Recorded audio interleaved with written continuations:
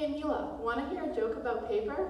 Sure, what is it? Never mind, it's terrible. That's funny.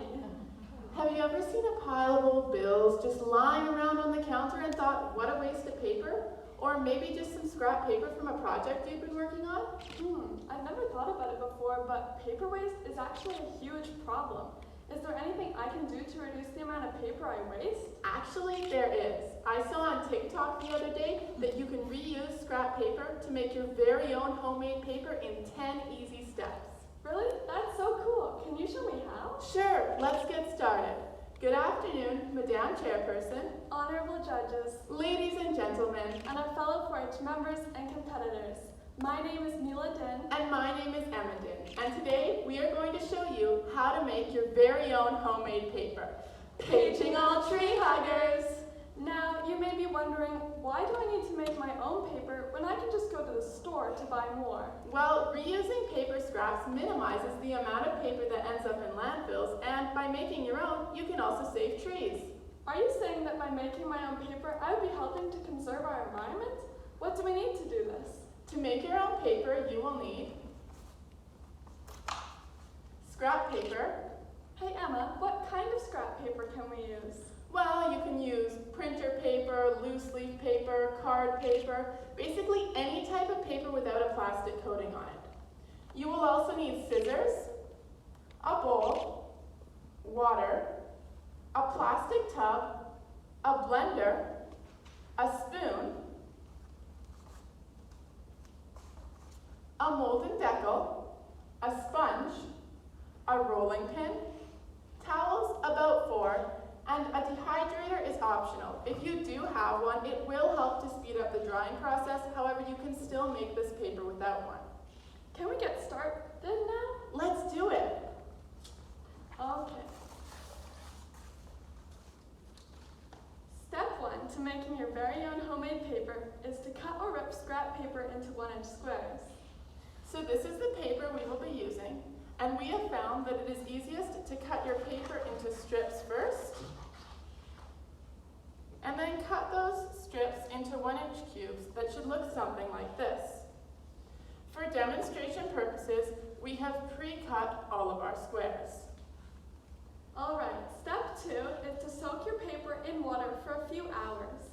Due to time constraints, we have done this step ahead of time as well.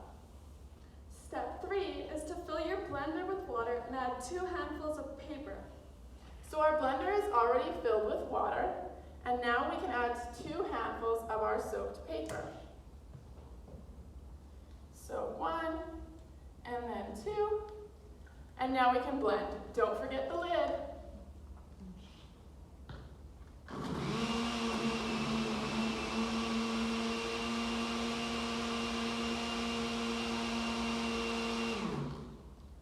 After blending, your paper should be a pulp consistency. Alright, step 4 is to fill your tub 1/3 full with water. For demonstration purposes, we have done this step ahead of time. Step 5 is to pour your paper pulp into your tub and stir it.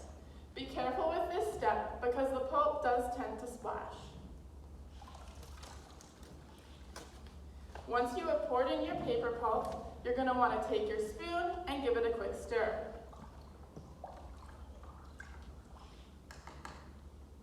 Now, step 6 is to scoop your paper pulp using your molded decal. So a molded decal is basically 2 frames, one with a mesh screen. So you can take the mesh screen, place your other frame on top, hold it at a 45-degree angle, and scoop. Make sure that your entire mesh is filled with paper pulp. Alright, step 7 is to shake your molded decal to remove any excess water from the paper pulp. You're going to want to give it a good shake to remove as much water as possible. Step 8 is to flip your paper pulp onto a towel. So we already have our towel laid out here, and now we can take the top piece of our molded decal off and carefully flip our paper onto the towel. Step 9 is to dry your paper using sponge, towels, and a rolling pin. So we have actually found that the paper comes off the molded decal better if you dry the back with a sponge first. So we're going to just quickly do that, and and then you can squeeze any excess water into the bin.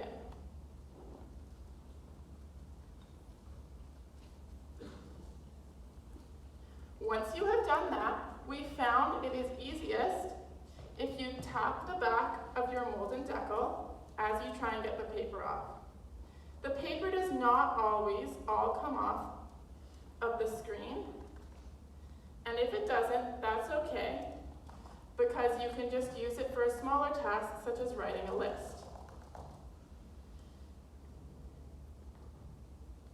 Right, I'm just going to dry the back a little bit more with the sponge to try and get this paper off.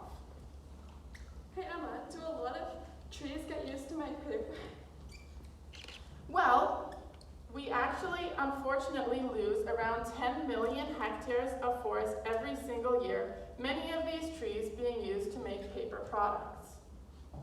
Wow, that's a lot of trees. I guess this really must have a big impact on our climate. It definitely does. We really need to start being more conscious of protecting our environment. For sure. Now I'm going to take a towel, put it over the paper, and take a rolling pin and roll out any excess moisture that might be on the paper. Did you know that the average office worker uses around 10,000 sheets of standard-sized paper each year, which is equivalent to about 1.2 trees? Unfortunately, about 50% of this goes straight to the landfill. Wow, that must have a huge impact on our climate. It definitely does. I guess making our own paper really will make a difference. For sure. After 1 or 2 towels, your paper should be pretty much dry. So now we're going to move on to step 10, which is leave the paper to air dry or use a dehydrator. So at this point, if you don't have a dehydrator, you'll want to carefully flip your paper onto a new dry towel and leave to dry. This process will take 1 to 3 days depending on the humidity in the air, the amount of water left in the paper, and how thick your paper is. If you do have a dehydrator like we do, you'll want to pop your paper in the dehydrator, and 2 hours later, ta-da! Wow, that's amazing. I had no idea that this was even possible. Thank you for showing me. I can't wait to show my friends. By the way, what can we use these papers for? Well, you can use this paper for writing lists, drawing, or even making your own thank you cards. Just remember that this paper is not printer friendly. Okay, I just have another question. How much do these supplies cost? That's a great question. Most of these supplies you likely already have lying around your house for other purposes. 2 things you will probably have to buy new are a blender, as it is not recommended that this blender be used for food afterwards. We actually found ours at our local thrift store for about $13. You also likely do not have a mold decal. We actually made our own from dollar store supplies for about $16, but we found them online for about $20. If you were to buy everything new, your total cost would come to about $73.24. Wow, that's amazing. When I buy paper, I have to pay for it each time. I guess making my own really will make a difference for both me and the environment. For sure. Hey Emma, could we go over the steps again? I need to remember so I can show my friends. Let's do it. So first, we cut and soaked the paper. Next, we blended it to a pulp, then combined it in a tub with water, and you scoop and shake paper pulp, dry with sponge and towels, and then leave to dry or use a dehydrator. Now that we've reviewed the steps, I think you're an expert. I just have one question for you. Sure, what is it? Have you ever wondered why a piece of paper never wins the race? No. Because it's stationary. Are there any questions? Are there any questions? Yes? Yeah, would you bleach that to get rid of the ink that's in that stuff, or just for better looking product? The question has been asked, would we bleach the paper to get a better looking product? So this is up to your personal preference. We actually used a white sheet of paper that had black and red dyes on it from the ink. If you did want to have completely white paper, you would have to use completely white scrap paper. We have not experimented with bleach. So yeah, I would just recommend turnout. Does that answer your question? Yeah, thank you. Are there any questions? Yes? Mhm. If you don't have a molten decal, could you just use a small strainer? Would that do the same purpose? The question has been asked, if you don't have a molten decal, can you use a small strainer? If you were to use a strainer, you would need something that is flat. So our molten decal, we easily made our own using dollar store supplies. We just bought 2 frames and then on one of them just stapled a mesh screen that we found at the dollar store. So it's not too hard to make that, but I'm sure if you did have a flat strainer, it would work. Are there any other questions? Yes? A question. You blended the paper in water, and then you put it into water and scooped it with the molten decal. Could you pour that liquidy stuff directly from the blender right onto the molten decal? The question has been asked if you can pour the paper pulp that we blended directly onto the molten decal.